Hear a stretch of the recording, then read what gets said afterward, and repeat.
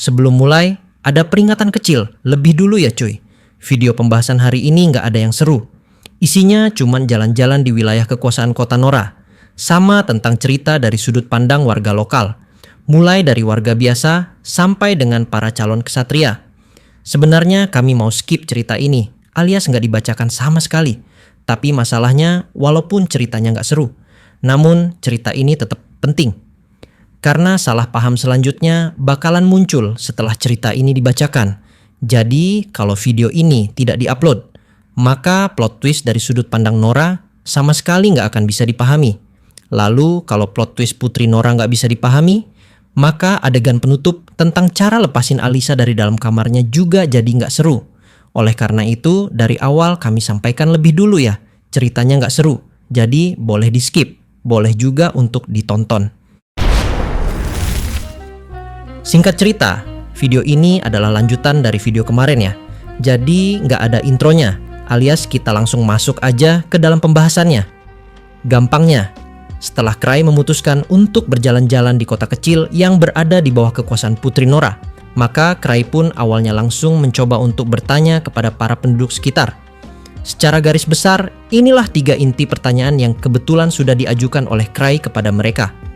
Pertama, Crai tanya kepada para warga Code, apakah di kota ini mereka punya penyihir untuk bisa mengisi ulang kekuatan dari relik? Kedua, Crai juga tanya, kenapa tidak ada toko yang menjual relik di dalam negara ini? Padahal Crai ingin cari oleh-oleh berupa relik yang cukup kuat untuk dia bawa pulang dan juga untuk diberikan kepada teman-temannya dari parti arwah berduka. Ketiga, Crai coba cari toko makanan karena sejatinya Crai udah mulai kangen dengan makanan yang ada di luar negara ini. Walaupun makanan dari relik ciptaan Code itu enak, tapi rasanya semuanya hambar. Menurut Crai, rasanya cuma ada 2. Kalau makanan itu nggak asin, maka biasanya rasanya cuma manis. Nah, mendengar semua pertanyaan itu dari Crai, semua warga kota ini otomatis langsung memberikan jawaban yang sama. Yaitu, mereka sama sekali tidak mengerti apa maksud dari Crai. Karena pada dasarnya, semua kebutuhan warga Code sekarang sudah disediakan oleh raja. Mau makan, tinggal pesan dari handphone. Mau beli sesuatu, tinggal buat sendiri pakai sistem kota Code. Mau charge relik, mereka bahkan tidak butuh itu. Karena faktanya, semua relik yang ada di negara ini hampir nggak ada yang bisa habis tenaganya. Kalaupun habis, mereka langsung dapat pengganti dari sistem, tanpa perlu ribet isi ulang. Gampangnya, semua dialog di atas adalah untuk menjelaskan betapa berbahayanya sistem pemerintahan dari negara Code. Di satu sisi, raja melarang warganya untuk pergi keluar. Tapi di sisi lain, raja juga sudah memenuhi semua kebutuhan dasar rakyatnya. Gara-gara itu, selama 200 tahun, hampir tidak pernah ada pemberontakan di negara ini. Karena semua rakyatnya bisa dibungkam dengan bantuan langsung tunai dari Raja Code. Yang artinya, tanpa sadar, peradaban dari negara Code malah menjadi mundur. Kalau orang-orang di luar berlomba-lomba menciptakan hal baru, maka warga Code isinya orang-orang pemalas. Karena diam saja pun, mereka tetap bisa makan. Sekalinya mereka berlomba-lomba, itu hanya dilakukan oleh para anak raja dan juga oleh para bangsawan. Itu pun dalam agenda untuk dapat memperebutkan kekuasaan sebelum raja dari Code yang sekarang akan segera mati. Sedangkan rakyat biasa seperti mereka sekarang hanya diperlukan untuk dapat memenuhi negara ini, supaya rakyatnya tidak menjadi punah. Nah, setelah menjelaskan kepada kita tentang keadaan warga sipil negara ini, maka di halaman berikutnya, atau tepatnya ketika Crai sedang berjalan melewati sebuah gang sempit, maka di saat yang bersamaan, Crai pun tiba-tiba saja justru bertemu dengan seorang gadis kecil yang memiliki penampilan tidak biasa. Nama perempuan ini adalah Lulu. Dia adalah gadis kecil berusia 10 tahun. Secara penampilan, dia lebih mirip seorang hunter. Bahkan dalam deskripsi novelnya, penampilan dari Lulu digambarkan mirip seperti Liz Smart. Gara-gara itu, Crai pun jadi bingung kenapa ada anak kecil yang penampilannya beda sendiri. Padahal warga sipil lainnya justru berpakaian hampir sama semua. Kemudian setelah bertemu Lulu, Dari arah atas kepala Cry muncul juga beberapa pasukan bocil lainnya dengan penampilan yang mirip, yakni seperti Hunter. Dan satu persatu dari mereka kini mulai memperkenalkan namanya masing-masing kepada Cry. Nah, mulai dari sini ceritanya super panjang banget. Bahkan kami sudah buatkan video original dari bagian ini. Durasinya 38 menit. Tapi setelah kami tonton sendiri, ternyata isinya nggak ada satupun yang menarik. Jadi gara-gara itu kami buat ulang video ini dari awal dan langsung merangkum hampir setengahnya aja. Gampangnya, mulai dari sini, Cry akan melakukan petualangan dengan para bocil dari faksi Nora. Setelah mereka semua memperkenalkan diri, Cry pun akhirnya baru sadar bahwa para bocil ini ternyata adalah calon ksatria khusus yang memang dari kecil sudah dididik untuk menjadi pengawal baru Putri Nora ketika mereka dewasa. Pokoknya, ceritanya panjang cuy, tapi kita singkat aja dengan menjelaskan dari dua sudut pandang saja, yaitu dari bocil bernama Lulu dan dari bocil bernama Zaza. Lulu adalah perempuan, Zaza adalah laki-laki. Keduanya sekolah di Akademi Para Ksatria, jadi mereka punya penampilan yang berbeda dari warga biasa. Nah, menariknya, ketika mereka semua sudah saling kenal, maka Lulu dan Zaza pun nampak sangat terkejut. Di satu sisi, mereka mulai bertanya, kenapa Cry bisa mendapatkan kelas 6 sekaligus bisa menjadi bangsawan? Padahal level kekuatan atau nilai evaluasi Cry sekarang cuma 4. Sedangkan di sisi lain, mereka pun tidak boleh macam-macam dengan Cry. Karena walaupun secara evaluasi Cry dianggap lemah, tapi pada dasarnya dia tetap seorang bangsawan. Dan bagi rakyat biasa seperti mereka, andaikan mereka nekat berbuat sesuatu kepada Cry, maka mereka pasti langsung dihukum. Singkat cerita, tepat pada momen itulah Cry langsung bertanya kepada mereka, di mana aku bisa menemukan alat untuk mengisi relikku? Karena ketika Cry bertanya kepada warga lain, mereka sama sekali tidak bisa memberitahu, mengingat ia sudah dianggap sebagai orang asing. Di momen itulah, Lulu dan Zaza akhirnya langsung menunjukkan kepada Cry di mana letak dari counter charger, alias kios pengisian daya relik. Tapi sebelum bisa menunjukkan lokasinya, Lulu dan Zaza pun saat ini langsung mengajak Cry naik ke gedung paling tinggi nomor 2 yang ada di wilayah kekuasaan Nora. Karena kalau mereka melihat isi kota dari atas, maka menunjukkan lokasi yang Cry cari akan menjadi jauh lebih mudah. Di satu sisi, para bocil ini langsung bergerak seperti monyet. Mengingat mereka adalah calon ksatria masa depan, mereka pun memiliki kemampuan fisik yang jauh di atas rata-rata. Dalam hal kecepatan, kelincahan, dan kekuatan, mereka semua sebenarnya sudah setara dengan Hunter level 4. Menyaksikan hal itu, Cry pun sekarang tidak mau kalah. Namun karena dia tidak punya relik untuk bisa membuatnya terbang, maka Cry pun segera meminta bantuan kepada pasukan robot mekanisnya untuk menggendongnya demi bisa mengikuti para pasukan bocil itu. Kemudian setelah sudah sampai di atas, kekuatan kesialan dari Cry kini tiba-tiba saja langsung aktif. Karena saat mereka sedang bersantai di pinggiran gedung paling tinggi nomor 2 sambil menunjuk lokasi kios pengisian relik khusus imigran, maka tiupan angin topan yang sangat besar kini langsung menghampiri mereka. Akibatnya, tubuh dari Lulu dan Zaza langsung tertiup angin. Dan di saat yang bersamaan, mereka berdua jatuh tepat dari atas gedung tersebut.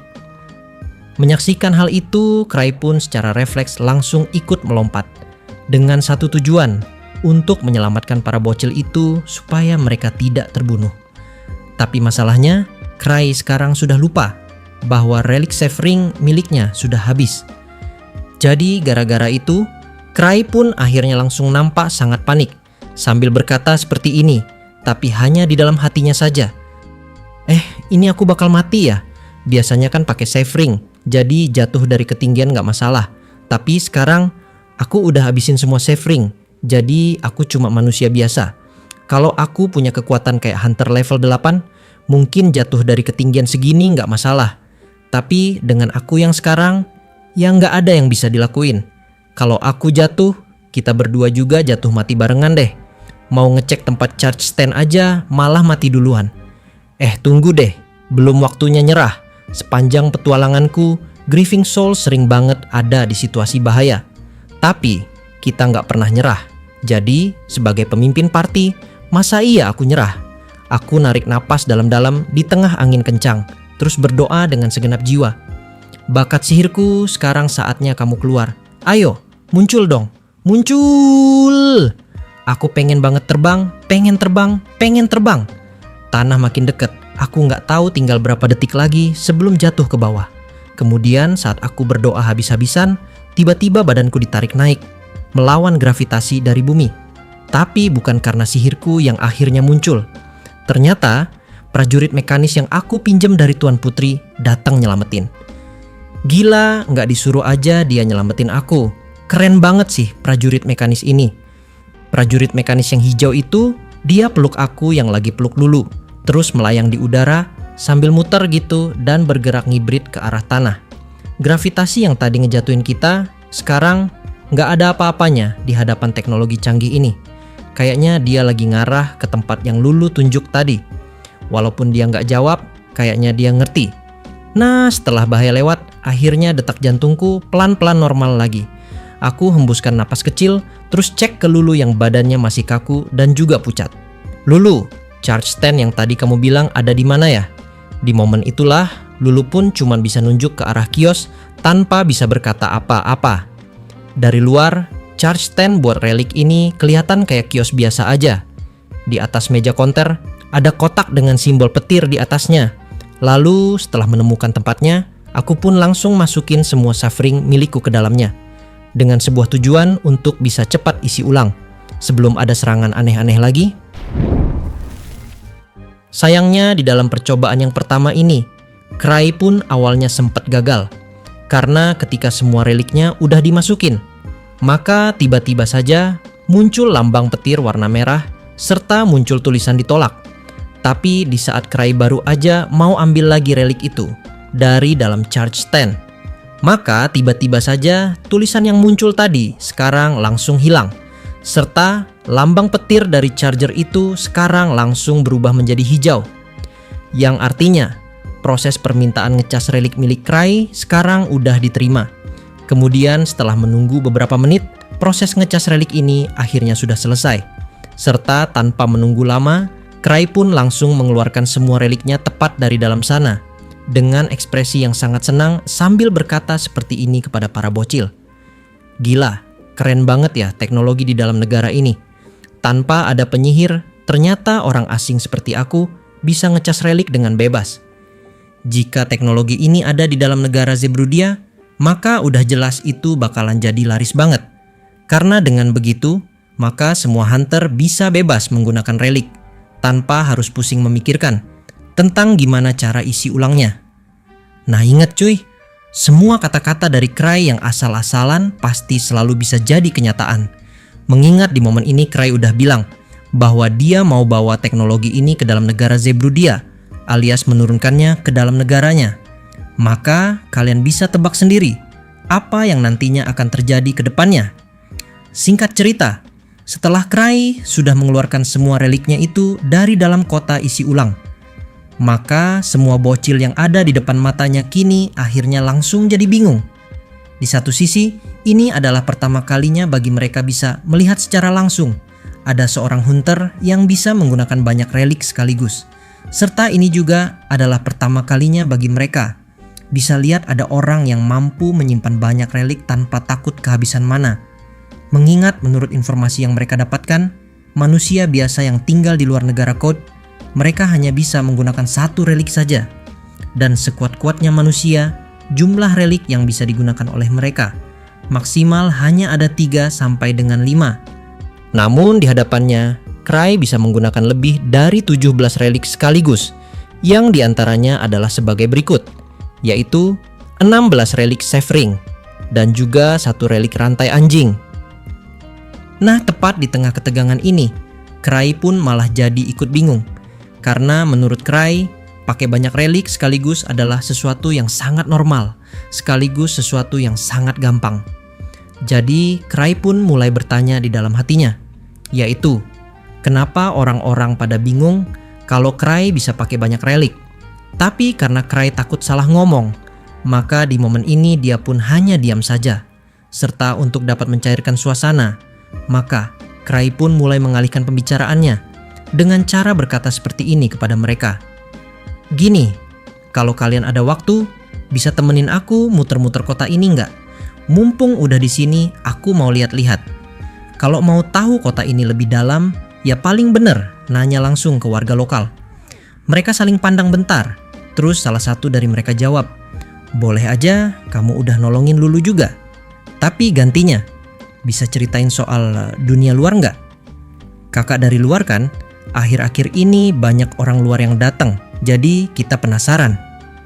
Ya nggak masalah sih, cerita soal dunia luar mah gampang. Walaupun aku nggak yakin bahwa ceritaku bakalan jadi seru. Nah, setelah memasang lagi semua relik Severing tadi ke tangannya, Cry pun kini langsung nyengir sok keren sambil berkata seperti ini kepada mereka lagi. Deal. Oke, pertama-tama di kota ini ada cara buat dapetin relik baru nggak? Karena tujuan utamaku datang ke tempat ini adalah untuk bisa cari relik. Nah, mulai dari sinilah scene pun langsung berpindah menuju ke dalam sudut pandang dari Lulu dan juga Zaza. Di mana di dalam dialognya, Zaza pun kini mulai berkata kepada kita tentang bagaimana sudut pandang warga Code kepada para pendatang atau kepada imigran dari negara luar, serta apa bedanya mereka dengan Cry. Intinya para orang asing kebanyakan memang sangat aneh.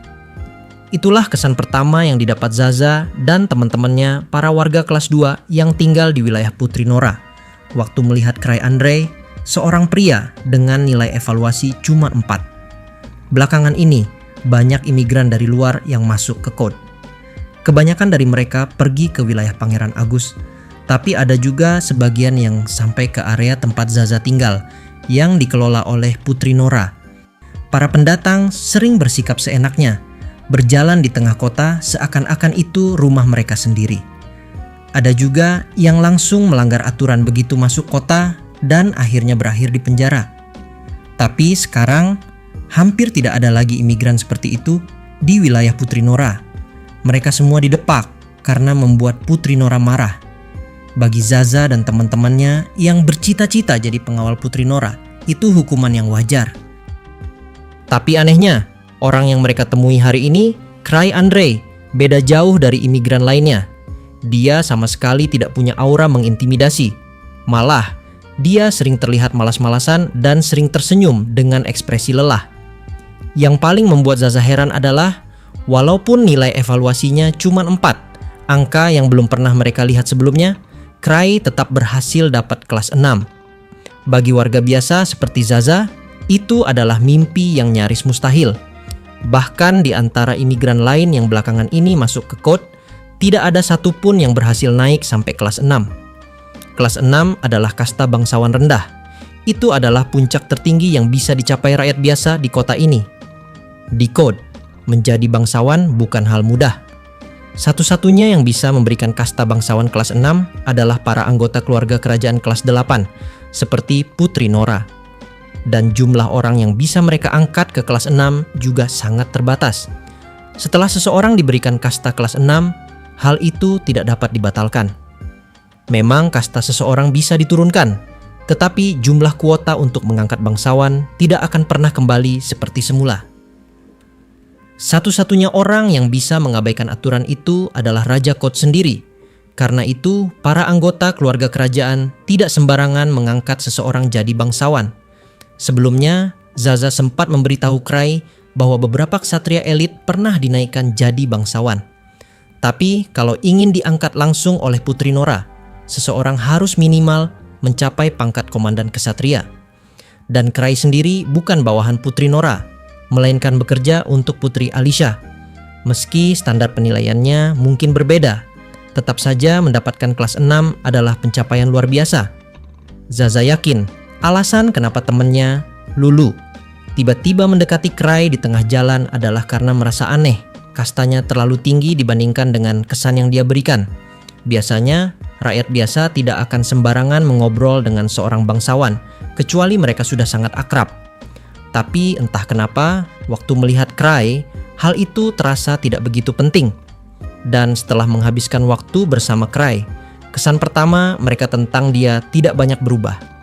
Memang ada beberapa hal dari Cry yang mengesankan. Misalnya, dia tidak ragu buat melompat dari gedung tinggi demi menyelamatkan Lulu yang jatuh tertiup angin. Itu bukan hal yang bisa dilakukan sembarang orang. Dengan nilai evaluasi cuma 4, jatuh dari ketinggian itu seharusnya berarti mati. Tapi dia tetap lompat tanpa pikir panjang. Kalau itu alasan kenapa dia diangkat jadi pengawal keluarga kerajaan, mungkin memang ada benarnya. Tapi di luar itu, dia biasa-biasa saja.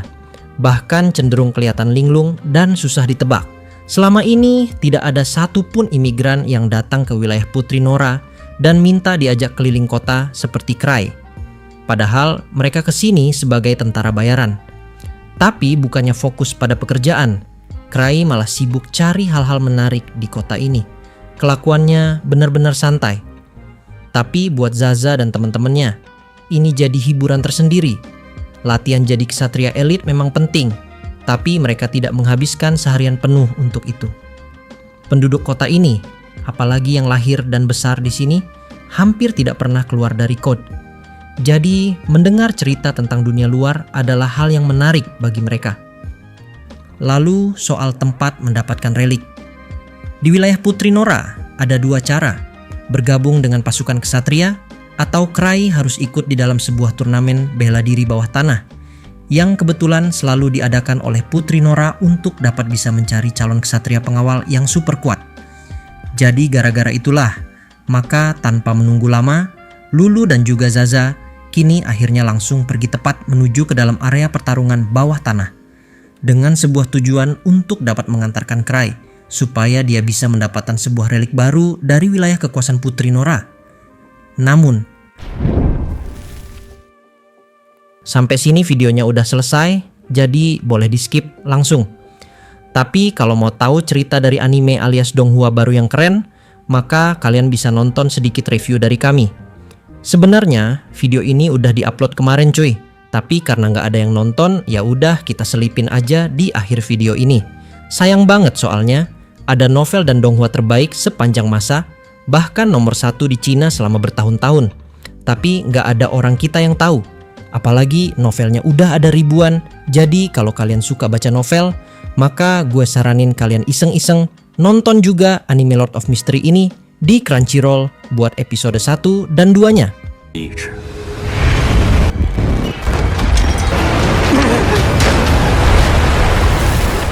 Yo, halo guys, selamat datang lagi di channel ini bersama gue Reborn. Jadi pada kesempatan kali ini gue bakalan ngomongin sesuatu hal yang menurut gue menarik banget ya. Jadi ceritanya gue tuh baru selesai nonton anime atau donghua baru yang judulnya adalah LOTM atau Lord of Mystery. Awalnya jujur ya skeptis karena disclaimer dulu gue nggak pernah baca manhwanya, gue nggak pernah baca novelnya, jadi gue nggak tahu apa-apa sebelum nonton animenya ini. Di awal itu gue sempat berpikir cuy, paling kayak donghua-donghua yang udah-udah. Ceritanya paling tentang misteri, mecahin misteri, udah gitu doang, abis itu selesai, tamat. Ternyata nggak gitu cuy, ternyata gue salah besar dan ternyata ceritanya nggak begitu. Jadi pertama kali adegan dibuka, episode pertama dibuka, begitu dibuka, itu tuh udah visualnya udah gila banget cuy, asli gila banget. Mulai dari pecahan kaca, jadi baru mulai, kaca pecah di mana-mana, terus ada asap keluar dari belakang karakter utamanya, ini mukanya masih belum kelihatan ya, karakter utamanya masih belum kelihatan, terus ada cahaya, terus ada kilatan cahaya dari mana-mana. Pokoknya asli keren banget. Kalian harus nonton sendiri ya episode satunya. Pokoknya keren banget visualnya keren banget. Wah, keren juga nih donghua. Biasanya nggak kayak gini. Biasanya yang udah-udah tuh ada adegan yang bagus tapi nggak di awal, tapi di tengah atau di akhir. Tapi ini baru episode pertama. 1 menit pertama itu udah keren banget. Jadi, begitu 1 menit awal kita udah disuguhin sama visual yang keren banget, maka di menit keduanya, tiba-tiba scene itu langsung jadi horor cuy. Tiba-tiba ada pecahan kaca lagi, terus habis pecahan kaca tiba-tiba tuh di tanah itu, di lantai itu udah ada mayat banyak banget. Ada 2 atau 3 ya. Terus begitu selesai ditunjukin ada mayat, tiba-tiba scene langsung bergeser lagi tuh. Bergeser ke pintu yang ada di depannya. Jadi ini ada mayat 2, terus ada pintu di depannya. Begitu pintu dibuka, langsung tiba-tiba kita dikagetin sama karakter utamanya yang melakukan suicide. Ini nggak tahu ya disensor sama YouTube apa enggak, tapi dia langsung begini, Habis itu nggak selesai cuy. Masih ada adegan teriak-teriakan. Jadi kayak ada adegan apa ya namanya ya, kayak ada battle, tapi battle-nya itu cuman siluet. Nah, setelah semua adegan berdarah-darah tadi udah selesai, akhirnya tuh ceritanya langsung bergeser lagi, cepat banget tuh. Dari awalnya kosmik, terus jadi horor, terus berpindah lagi nih. Tiba-tiba kita langsung diliatin kota setting waktunya mereka. Jadi di sini tuh setting tempatnya itu adalah sebuah desa atau sebuah kota ala-ala steampunk. Jadi banyak banget bangunan-bangunan besar, tapi masih ala-ala steampunk, alias masih kelihatan ada asap atau mesin uap di dalam satu bangunan itu. Terus masih banyak tenda-tenda yang ada di dalam kota. Jadi di tengah-tengah kota tuh pasarnya itu masih pakai tenda. Terus kendaraan utamanya itu masih kuda. Jadi kalian bayangin aja, kendaraan utamanya kuda, ada gerbong di belakang, ada yang dari kayu, ada yang dari besi. Memang sih ada mesin uap, tapi belum jadi mobil. Tahu kan, mobil-mobil jadul yang depannya supirnya kelihatan, terus masih ada mesinnya di bawah tuh keluar asap. Nah, setting waktunya kayak gitu cuy pokoknya. Pokoknya kota-kotanya ala steampunk. Jadi dari 5 menit awal aja nih, kita udah disuguhin 3 adegan yang berbeda. Pertama tuh adegan kosmik sci-fi. Terus yang kedua horror misteri. Yang ketiga ala-ala steampunk kayak gini nih. Itu udah keren banget cuy, asli keren banget. Nah, dari situ tuh, gue yang awalnya skeptis ini, akhirnya udah mulai ke hook tuh. Dari yang awalnya, paling gitu-gitu doang, ternyata visualnya bagus banget. Gara-gara itu gue tertarik buat ngikutin ceritanya kan. Akhirnya gue ikutin tuh ceritanya. Gue tonton dulu, lanjut. Ternyata plotnya begini cuy. Jadi itu, ini bisa salah ya, sekali lagi bisa salah. Jadi si karakter utamanya ini, Zhou Mingrui, atau disebut juga dengan nama Klein Moriarty, dia itu ternyata adalah seorang time traveler, atau penjelajah waktu. Jadi adegan pertamanya itu, dia itu lagi ngetik ya, lagi kerja di depan komputer, tak. Terus tiba-tiba ada catatan, ada buku catatan, dia baca dan akhirnya dia terkirim ke masa lalu dengan kekuatannya sendiri. Entah itu kekuatannya sendiri atau kekuatan dari buku itu ya. Tapi pokoknya intinya, si karakter utama ini adalah time traveler. Dia terlempar ke masa lalu, dan dia terjebak di masa lalu. Di dalam salah satu adegannya, dia ini sempat berkata ya, si karakter utamanya ini sempat berkata kepada kita, bahwa gimana caranya dia bisa kembali lagi ke masa depan atau ke masanya. Jadi artinya, si karakter utama kita ini sekarang lagi terjebak di masa lalu cuy, dan dia nggak bisa balik ke masa depan. Nah, menariknya, ternyata dunia masa lalu ini bukan sekedar dunia biasa. Tapi, di dalam dunia baru ini, ada banyak banget orang-orang yang punya kekuatan sama kayak dia. Kalau di anime lain, orang-orang yang punya kekuatan super atau kekuatan magic itu biasanya disebut sama magician ya. Magician atau penyihir atau apapun itu, atau esper, entah apapun itu namanya. Pokoknya orang yang bisa menggunakan sihir atau punya kekuatan itu disebut dengan esper, kalau di anime lain ya. Tapi kalau di sini, orang yang punya kekuatan disebut dengan beyonder. Beyonder itu nama sebutannya. Nah, si karakter utama kita ini ternyata merupakan salah satu beyonder cuy. Dan gak cuma dia doang, ada orang-orang lain, ada beyonder-beyonder lain yang lagi bertarung di dunia itu. Gue nggak tahu apa yang diperebutkan. Dan juga gue nggak tahu apa tujuannya mereka bertarung. Tapi pokoknya cuy, di episode pertama tadi isinya begitu. Jadi para beyonder ini lagi bertarung, entah apa yang diperebutkan, gue nggak tahu. Nah, gara-gara itu, akhirnya gue coba cari tahu cuy, ke wiki. Gue cari tahu apa sih beyonder itu dan apa aja kekuatannya. Ternyata setelah gue cari tahu, asli cuy, keren abis. Jadi di dalam TOLM ini, atau The Lord of Mystery ini, ada yang namanya Class Progression System. Dan itu, power systemnya kompleks banget cuy. Panjang banget. Nih kayak di sini nih, contohnya di sini nih, gue masukin gambarnya di sini. Jadi, setiap beyonder itu ada yang punya namanya skill tree, atau pathway, namanya pathway. P-A-T-H-W-A-Y, pathway, namanya pathway. Biar gampang kita ambil salah satu contohnya aja ya, yaitu dari karakter utamanya. Si Klein Moriarty ini, pathway-nya atau skill tree-nya itu disebut dengan The Fool. Kartu tarot, The Fool, nah ya kayak gitu. Nah, dalam satu pathway itu, ada turunannya ke bawah cuy, namanya sequence. Mulai dari sequence 9, 8, 7, 6, sampai dengan 1, paling tinggi 1. Sebenarnya ada satu lagi, cuman itu rahasia, alias itu adalah spoiler besar. Jadi kita nggak sebutin satunya lagi. Pokoknya dalam satu pathway ada 9 sequence. 9 paling rendah, paling bawah itu 9, paling kuat 1. Nah, sequence ini bisa kita sebut dengan kelas, karena di dalamnya ada macam-macam kelas ya, kayak clown, seer, magician, warrior, itu ada masing-masing tuh, sequence-nya ada kelasnya masing-masing.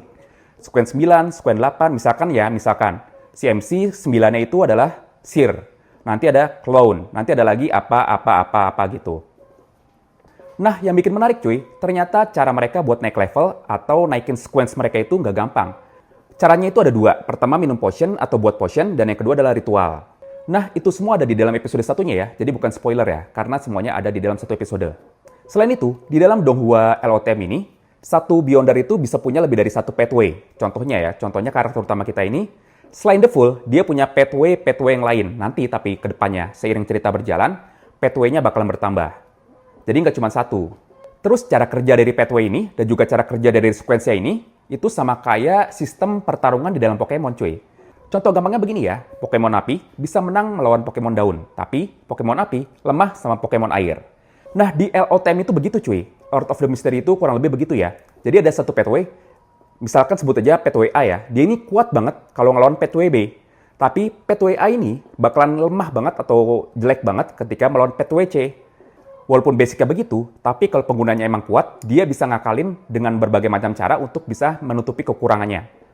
Makanya cuy, di dalam pathway ini ada banyak banget sequence dan juga banyak banget kelas. Jadi buat menutupi kekurangannya, mereka bisa ambil cross class system. Jadi bisa kelasnya itu bisa nyebrang. Misalkan awalnya dia magician, tiba-tiba ambil sequence warrior itu bisa tergantung sama yang ada dari sananya ya. Udah ditentuin dari sananya.